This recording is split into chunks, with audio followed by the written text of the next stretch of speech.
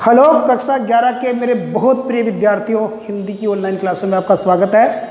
और हम पढ़ रहे थे कबीरदास, जिनको वाणी का डिक्टेटर कहते हैं। डिक्टेटर यानी तानाशाह है। वापस बता रहा हूं मैं, डिक्टेटर का मतलब क्या होता है? तानाशाह है। उनको पढ़ रहे हैं आज। और उनका दूसरा पद्यांश है, संतो देखत जग बोराना, साच कहो तो मारन दावे झूठे जग पतियाना।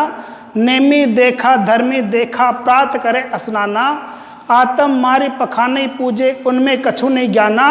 बहुतक देखा पीर ओलिया पढ़े किताब कुराना, कै मुरी तदबीर बतावे उनमें उहे जो ज्ञाना। आसन मारे डिम दरी बैठे मन में बहुत गुमाना, पीपर पाथर पूजन लागे तीर्थ गर्व बुलाना। और टोपी पहरे माला पहरे छाप तिलक अनुमाना। विद्यार्थियों, इसमें उसी प्रकार से पाखंडवाद का विरोध किया है जिस प्रकार से पहले वाले पद में किया था।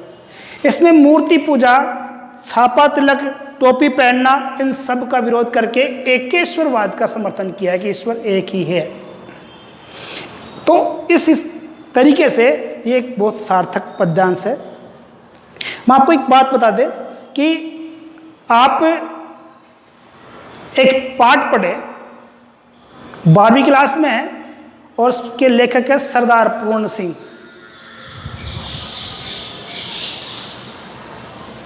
और उस पाठ का नाम है मजदूरी और प्रेम। बहुत ही प्यारा पाठ है।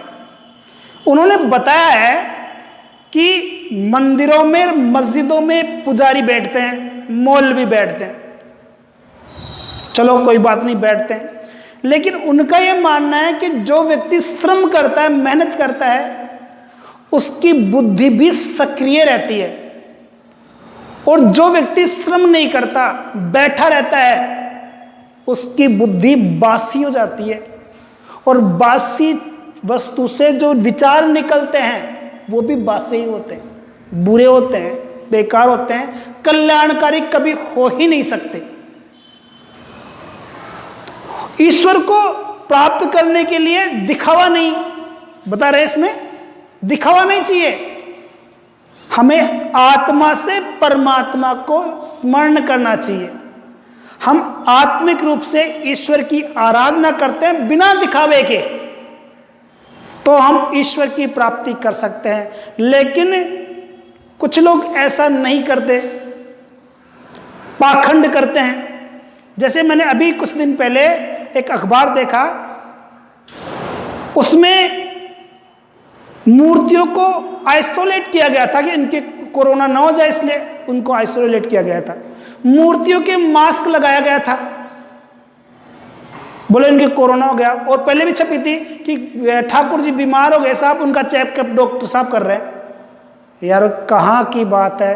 किसी पत्थर की मूर्ति के कौन सा कोरोना हो सकता है? कौन सी बीमारी जुकाम हो सकती है? तो ये पाखंडवाद है, उसका विरोध करते हैं। शिवलिंग पर हजारों लीटर दूध चढ़ा देते हैं, पाखंडवाद है।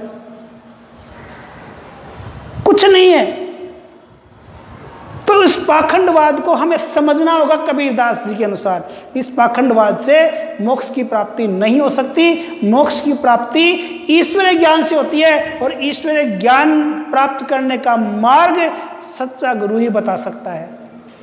सच्चा गुरु जो है वो आपको ये ज्ञान बताएगा कि आपको किस मार्ग पर चलते हुए ईश्वर की प्राप्ति करनी है, और आपको ये पाखंडवाद ये छोड़ना होगा। आपने देखा होगा कई बार लोग बाग माला जप देते हैं, राम राम राम राम राम राम, लेकिन उनके मन में तो कुछ और ही चल रहा होता है। जो आप राम को स्मरण कर रहे हैं तो राम को ही करें, और विचार क्यों आए आपके? वो पाखंड है। दिखा, कई लोग तिलक लगा लेते हैं ऐसे लंबे लंबे से, भभूत लगा लेते हैं शरीर पे, बोले हम भगवान की प्राप्ति कर रहे हैं साहब। तो वो नहीं है। तिलक लगाने से भगवान की प्राप्ति नहीं होती है। भगवान को भोग लगाने से भगवान की प्राप्ति नहीं होती, भगवान प्रसन्न नहीं होते हैं। अगर भोग लगाना है तो किसी गरीब को लगाओ भोग, तो वो सार्थक है, वो सच्चा है। कल मैं अपने घर के पास टहल रहा था मंगलम सिटी में, एक लड़का आया और जल भर करके शिव जी को चढ़ाने ले जा रहा था। मेरा जानकार था, मैंने कहा अरे पानी पिला दे मेरे को। बोले नहीं भाई साहब वो तो मैं बिंड चढ़ा बजा रही हूँ शिव जी के, मैं मन प्यास लाग से पिला दे। नहीं मैं तो बड़े चढ़ा रहा हूँ। मैंने कितनी प्रयास कर लिया लेकिन उस बंदे ने मेरे को पानी नहीं पिलाया, शिव जी के ऊपर चढ़ा के आया। मेरी जगह अगर कोई दूसरा वास्तव में प्यासा होता और उसको पानी न पिला करके शिव जी के ऊपर चढ़ाता तो उसको पुण्य शिव जी को चढ़ाने में मिलता या फिर उस प्यासे को पानी पिलाने में मिलता। तो ये आडंबरवाद है, पाखंडवाद है, उनको अपने कबीरदास से शिक्षा प्राप्त करके हमें दूर करना। बहुत बड़ा वीडियो बन जाएगा इसलिए इसको पढ़ते हैं, देखिए आराम से। संतो देखत जग बोराना, कबीरदास जी कहते हैं कि हे संतो, संतो सज्जन लोगो, देखत देख करके जग संसार को बोराना पागल हो गया। ये संसार को देखो, ये तो संसार तो पागल हो गया, पागलों की तरह व्यवहार करता है। पागलों की तरह करे क्या, कैसे, क्यों? कि जिसको जो काम करना चाहिए वो तो करता नहीं है, जो नहीं करना चाहिए वो करता है। तो ये पागल हो गया संसार। इसको देख करके मैं भी पागल हो गया। संसार तो पागल है ही, इसको देख करके मेरे भी जो है पागलपन आ रहा है। तो संतो देखत देख करके जग संसार को बुराना पागल होना, संसार को देख करके मैं तो पागल हो गया, संसार भी पागल है। क्यों है? साच कहो तो मारन धावे। यहाँ के लोग ऐसे हैं कि इनको सच्ची बात कहे तो मारने को दौड़ते हैं। अगर कैसे मारने को दौड़ते हैं? अगर मैं गांधी चौक पे जाकर के ये कहूं कि भाई साहब मूर्ति पूजा मत करो, कल गणेश चतुर्थी थी, आपको गणेश जी के भोग नहीं लगाना है, गणेश जी लड्डू नहीं खाएंगे, ये सच्ची बात है। अगर आपको खिलाना है तो किसी गरीब आदमी को खिलाओ, भोजन कराओ, ये सच्ची बात कह रहा हूं। तो मेरे को ठोकने के लिए तैयार हो जाएंगे कि ये बड़ा पंडित आया, ये बड़ा ज्ञानी आया, अब हमें ज्ञान देने के लिए आया है। भगवान को भोग नहीं लगाएंगे तो भगवान खाएगा क्या? अरे जो दुनिया को खिलाता है, पूरे संसार का ब्रह्मांड में जो जितने भी जीव उनका पेट भरता है, उसका पेट आप भर दोगे क्या? आपकी औकात मेरी औकात है क्या? तो वही कह रहे हैं कि सांच कहे, अगर हम सच्ची बात कहते हैं तो मारन धावे, हमें मारने के लिए दौड़ते हैं। झूठे लोगों पर जगह संसार के लोग पतियाना विश्वास करते हैं और जो उनको झूठी बात बताता है उस पर वो विश्वास कर लेते हैं।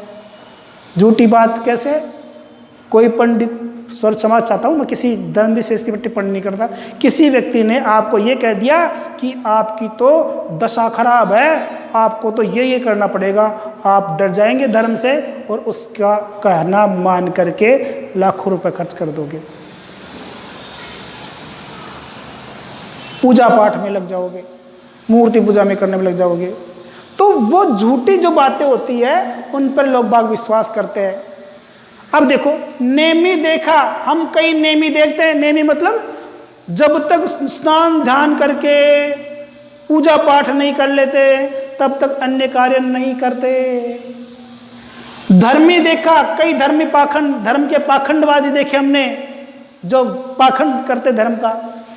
प्रातः करे स्नान, वो क्या करते हैं? प्रातः काल स्नान करते हैं और पूजा पाठ करते हैं, मूर्ति पूजा करते हैं। प्रातः काल स्नान करना बुरी बात नहीं है, बहुत अच्छी बात है, लेकिन प्रातः काल स्नान करके और फिर पूजा पाठ करने लग जाते हैं।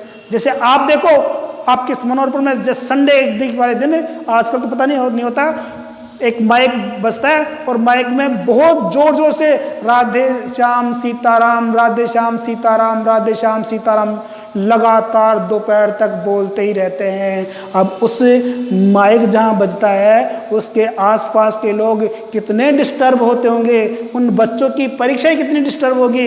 ये पाखंड है, गलत है। ईश्वर को याद करना है तो उस माइक से सुनाने की क्या हो सकता है? आप मन में बोलो, आपके मन में, आपकी आत्मा में ईश्वर का वास है, वो सुनेगा। लाउड स्पीकर से जो मुसलमान लोग जो है अजान देते हैं सुबह 5 बजे उठ करके, कितना डिस्टरबेंस होता है। ये मैं नहीं कह रहा हूं, ये कह रहा है, मैं किसी धर्म विशेष को विरोध नहीं कर रहा हूं, मैं ये जो पाठ है उसी को पढ़ा रहा हूं, उसी के अनुसार आपको स्पष्ट कर रहा हूं। नेमी देखा, धर्मी देखा, प्रात करे स्नाना, आत्म मारी, अपनी आत्मा को मार करके पखान नहीं पूजे, पत्थर को पूजते हैं। आत्मा में जो ईश्वर है उसकी तो कोई आराधना नहीं करता और पत्थर की पूजा करते हैं। और मैंने बताया था कि वो क्या, पाहन पूजे हरि मिले तो मैं पूजे पहाड़, ताते ये चाकी बलि जो पीस का ही संसार। अपनी आत्मा को तो मार बैठे हैं, बुरा काम करते हैं, लोगों को कष्ट देते हैं, बेईमानी करते हैं, चोरी करते हैं, और फिर क्या करते हैं, पखाने पूजे, पत्थर की मूर्ति को पूजते हैं। ये गलत है। कबीरदास जी कहते हैं उनमें कछु नहीं ज्ञाना, ऐसे लोगों में कछु नहीं ज्ञाना, कुछ भी ज्ञान नहीं है। ऐसे लोगों में बिल्कुल भी ज्ञान नहीं है, जो अपनी आत्मा को मार बैठे हैं और क्या करते हैं, मूर्ति पूजा करते हैं। नहीं, मूर्ति पूजा नहीं करते, करना चाहिए इनके अनुसार, क्योंकि ये उनमें ज्ञान ही नहीं है। मैं एक छोटा सा उदाहरण देता हूँ कि कई लोग जो होते हैं वो स्वामा नहीं करते हैं, हनुमान जी की स्वामा नहीं कर दी या किसी और की स्वामा नहीं कर दी, 3 लाख रुपए लगा दिया साहब स्वामनी में, और आपके पास जो जीमने आते हैं, आपके रिश्तेदार जीमने आते हैं, आपके जानकार जीमने आते हैं, और वो जाते वक्त कह देंगे नमक कम है दाल में, तो चूरमा में मीठा ज़्यादा था, घी कम था। अगर आप वो 3 लाख की बजाय 30,000 का खाना किसी गरीब को खिलाओगे तो आपको बहुत सारी दुआएं देगा, आपका मानने का। आपको 3 लाख खर्च करने की जरूरत नहीं है, आपको 2 लाख खर्च करने की जरूरत नहीं है। 2 लाख का 4,000 रुपये ब्याज बनता है। आप तो साहब 4,000 भी मत करो, 400 रुपये आप आपके पास में कोई गरीब आदमी है उसको चुन लो और हर महीने के 2 कट्टा उसको आटे के दे दो। वो सच्ची पूजा है, न कि स्वामी करना सच्ची पूजा है। लेकिन हम उस 400 का आटा का कट्टा नहीं देंगे, वहां 2 लाख रुपए 4 लाख लगा देंगे और आराम से आ जाएंगे, और जो आपके जो जीवने वाले हैं वो आपको भला बुरा कर देंगे। वो उससे लाभ नहीं हुआ, लाभ उससे होगा जो व्यक्ति को आप सहायता कर रहे हो। तो देखिए आगे, उनमें कछु नहीं ज्ञान, उस पर कोई कुछ ज्ञान नहीं है। बहुतक देखा पीर ओलिया, मैंने बहुत देखे हैं। क्या देखे हैं? पीर ओलिया यानी मुसलमान धर्मगुरु। पीर ओलिया का मतलब क्या है इसमें? मुस्लिम धर्म गुरु।